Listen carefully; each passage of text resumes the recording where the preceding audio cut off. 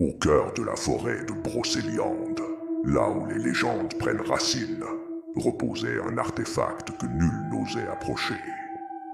On l'appelait le masque qui murmure. Taillé dans le bois d'un chêne millénaire, il portait les traits d'un visage figé entre la tristesse et la colère.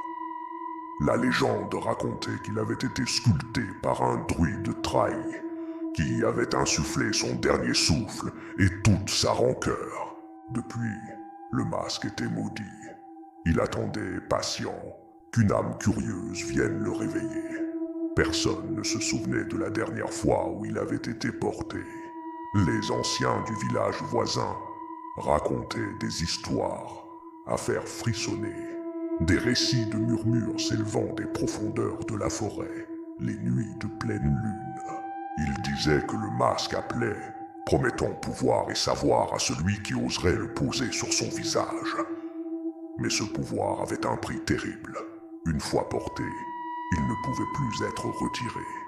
Le porteur devenait une marionnette, son esprit lentement consumé par l'écho de la colère du druide. Un jour, un jeune historien nommé Léo, sceptique et avide de démystifier les mythes locaux, s'aventura dans la forêt, bien décidé à trouver cet objet de superstition. Guidé par de vieilles cartes et des indices cryptiques, il finit par découvrir la clairière oubliée, où le masque reposait sur un autel de pierre moussue. Il était encore plus impressionnant qu'il ne l'avait imaginé. Ignorant les avertissements gravés à peine lisibles sur la pierre, il tendit la main. Alors qu'il le touchait, un murmure glacial parcourut son esprit.